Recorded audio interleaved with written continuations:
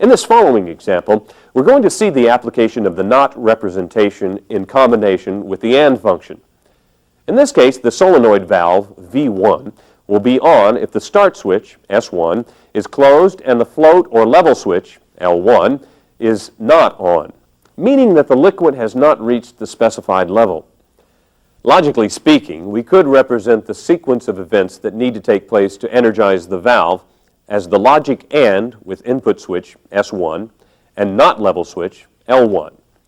As it can be seen, the solenoid valve V1 will be on if S1 is 1 and if input, not L1, is 1. The electrical ladder circuit that would be used to represent this control will follow in the same logic, although some additional control elements would be required. In this diagram, the level switch L1 is normally in the open position, which closes when the liquid level reaches the level switch. The ladder circuit requires an auxiliary control relay, CR1, to implement the not normally open L1 signal. This is achieved by using the normally closed, or not normally open, set of contacts labeled CR1-1 from CR1. If L1 is open, meaning the liquid has not reached its level, relay CR1 will be off, or de-energized, which will maintain contacts CR1-1 closed, or in its normal state. When L1 closes, CR1 is energized, which in turn will open the contacts CR1-1. In the latter logic, the point right after the CR1-1 set of contacts will be equivalent to the signal, not L1, in the AND gate. Logically speaking, the NOT implementation of L1 in the ladder circuit and in the logic gate provide the same logic. Taking this example from the beginning, we see that the valve, V1, will be on as soon as start switch, S1, is closed and the liquid has not reached the level switch. In the control ladder diagram, this valve on condition can be seen activated in line 2 of the ladder, where logic and power continuity exist. As soon as the liquid reaches the level switch, L1 will close, thus energizing CR1. This will break power continuity to the valve V1 because the contacts, CR1-1, which were closed when CR1 was off, will now open.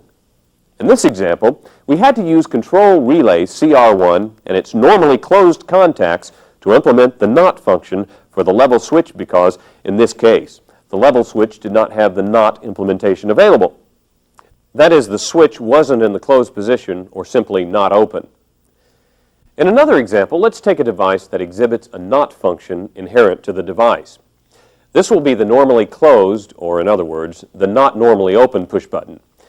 In this example, the pilot light, PL, will be on if the logic that satisfied the AND gate function is obtained. This logic being if PB1 is pushed and if PB2 is not pushed. This is true because we are saying, or better yet defining, in this example that the event of pushing any push button constitutes a 1 in the logic. So if PB1 is a 1, pushed, and PB2 is not a 1, or not pushed, then the two direct inputs to the gate will be on, or 1, and therefore turn the output light on. In the electrical diagram, we can clearly see that continuity exists if PB1 is pushed and PB2 is not pushed. PB2 provides continuity until it's pushed, which is when it breaks the circuit.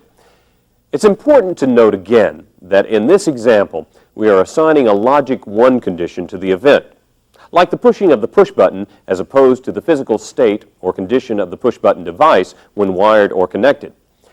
As we'll learn later, we can assign a logic, whether a 1 or a 0 condition in a PLC program, to an event happening or not happening, or to the state of the input device if we prefer.